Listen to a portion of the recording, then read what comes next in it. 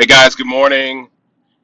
It is the first dusting of snow in Delaware, and that's probably one of the things I kind of love and hate about this state. Um, we might get one, maybe two snowstorms, um, but when it happens, the whole state shuts down. Everything shuts down because they're not prepared for any kind of inclement weather. I think they got like one snow truck. Um, but and I like the fact that the snow usually melts like within 24 hours. It's gone. But I'm from Ohio, and I still really miss the white Christmas. The white snow, a white winter. And I think for me, because it's usually just kind of gray and cold and wet. Um, I might have to deal with a little bit of depression. And it's a change in the season for me. The sun's not out as much. You're not able to do as much, and the cold, does sap a lot out of you. I'm still planning on going doing a winter backpacking trip, so factor that in. I'm actually thinking about going in Ohio or Pennsylvania, so I'm actually looking to get some snowshoes just to go trekking through the snow. Um, but we'll see. It's going to be interesting. It's going to be an adventure. But anyways, that's not what I was going to talk about. Today, I wanted to talk about relationships and communication and how effective are we at communicating our love language. You know, and what I mean by that, yeah, I hope. Well, have you guys heard of the book, The Five Love Languages? Um, and I read it a long time ago. I probably should get it out and dust it off again, but it was a very insightful book, and I encourage anybody who's in a relationship to get this book because it will help you understand how to communicate with your partner um, exponentially. I mean, it's a real game changer. Um, but the key to that, like I'll say, okay, so there's five love languages, and my two or th- I think I have like three, but my main one is physical touch. Oh, go figure. Most men, I believe, are physical touch, but there's the others that I liked. I like gifts and I like words of affirmation. Um, and it's interesting when I look at those things on how effective they are with me. When my wife says, um, I always ask her, is there anything else I can do better? I'm always trying to up my game and whatnot. And she says, you are an exceptional husband and you do everything really, really well and just taking care of me and my family on just, taking us all in. I mean, she makes it sound like they were homeless and they weren't. My wife was actually making great money before she left her job to come be with me because she traded up. um, but yeah, I did help her be able to bring all of her kids to one area because they were all spread out and they all lived in my house, our house, for like 2 years, and it was like 13 people at one time.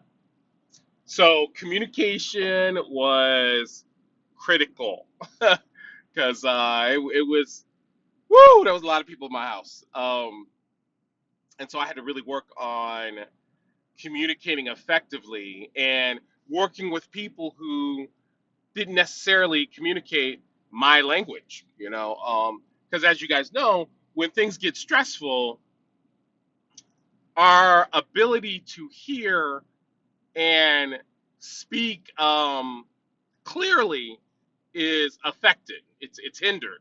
You're under the influence of stress, not necessarily drugs or alcohol, but I mean that can come into play too.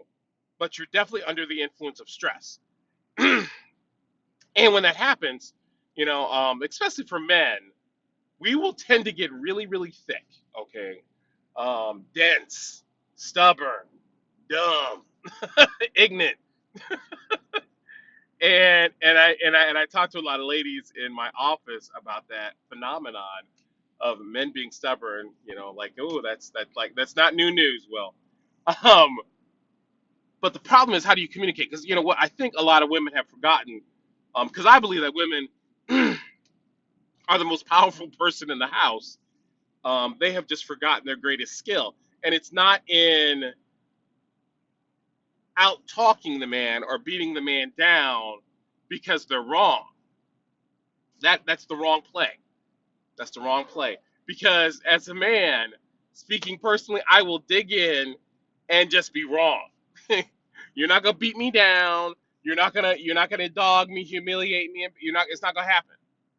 I will just shut down, isolate, and I'll just whatever. you know, I'll get so stubborn, I'll become like a rock, and and I believe that's a genetic trait that men have. I think scientists should look into men and find the stubborn gene. It's probably like a beast, And so when I'm talking to ladies, in particular about dealing with men, I said, you have to take the approach almost like a farmer, because when a farmer is dealing with a farmer wants to plant the seed, but he can't plant the seed if the ground is hard, if the ground is like concrete. You have to take some time to soften the ground. And softening the ground requires sophistication and skill, which women are designed for. That's why you guys, generally speaking, you guys are the better communicators. You're better expressing feelings and understanding feelings, and being loving and nurturing as a generalization as a whole. I know there are some women out there that are very good at that. I get that. But as a whole, um, and maybe it's different today. I don't know. I don't think so. I think you guys are the better nurturers, as a whole. Um, but I think we for and it shows with kids. Kids. I mean, we're loving, we're affectionate, we're just all over. Just helping our children. But when it comes to that man, we just kind of lock into the battle, and we want to win the battle instead of winning the war. And sometimes I'll talk to some friends, and they and they crack me up because they're just like, I just had to get that word in. I just had to say that last thing. And I'm like, okay, so when you said that last thing, did it work or did it make things worse? And she'll always say it made things way worse, but I felt better. And so I'm just like, okay, so did you just want to feel better, or did you want to fix the problem? I mean, because it requires us making a sacrifice to be successful in a relationship. I mean, it's all about the humility and being effective. And for me, my love language, is if you start, encouraging me, and and working with me instead of criticizing me and pointing out everything I do wrong, I am more pliable and receptive to your suggestions. Instead of you coming in and saying, well, you were wrong. That was the stupidest thing I've ever seen. And what the hell were you thinking? Woo, you say that, and we're done. Shields are up, walls are up. I'm not hearing nothing. I'm ready to defend myself because you're not gonna talk to me like I'm a kid. And I know a lot of men that will react that way. But if you come in loving, encouraging, and come on, and you guys, men are not. I'm not gonna get in trouble. Men aren't as smart as you. We're not. I mean, come on. I use the pickle jar example. If you, Lord knows y'all can open that pickle jar, but if you say, "Oh, can you open that pickle jar for me? You big, strong He-Man, you Hercules," that man will blow up, and he'll not only open the pickle jar, but he'll build you a deck. And I mean, and it's really that simple. But the problem is that we get caught up in our feelings, and it creates a block from us seeing the easiest path to victory in the relationship. So instead of doing the easier thing of softening the ground, because we want to lift the rock, and that rock we want to move the rock, break the rock, lift the rock, and that rock is solid. It's a good 200-300 pounds, and you may be able to move that rock on your own just because you're strong like that. But your back is going to be hurt if you keep doing that. You're going to disable yourself if you keep lifting that rock and hurting yourself. So the deal is, instead of you lifting the rock, why don't we move the ground around the rock? Because if we soften that ground and make that ground soft enough, we can move the rock because the ground is moving. And it's a lot easier and a lot more fun. Does that make sense? And sometimes I think that we're not effective at speaking somebody else's love language because we don't know how to speak our own.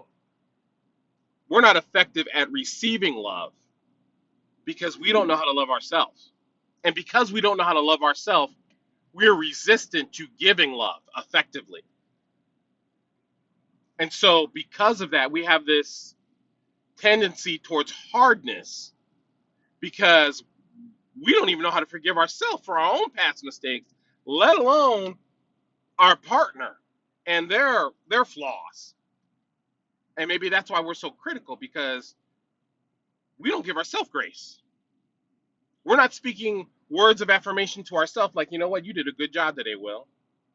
You look good today, bro. You nailed it. You are good at boxing.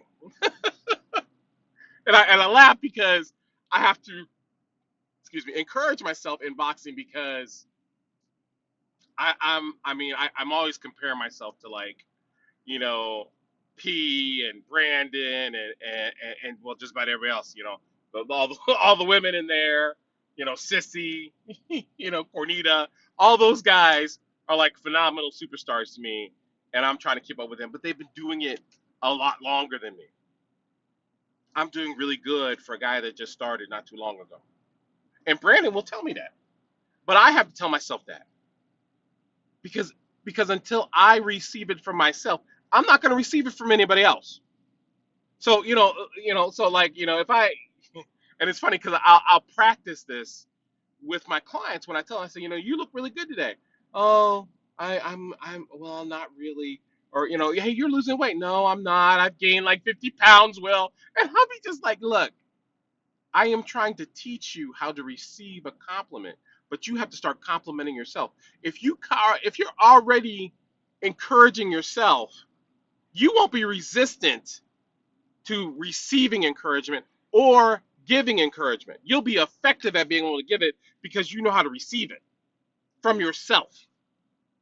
And so you'll know how to dialogue and be positive because it's authentically coming from within yourself, because you've already put it in there. So I guess the 5 love languages is great if somebody else knows your love language.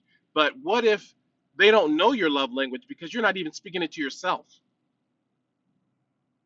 And so in order to be effective at this thing called communication in relationships, I've got to effectively be able to communicate love, compassion, forgiveness, and warmth and encouragement to that person in the mirror.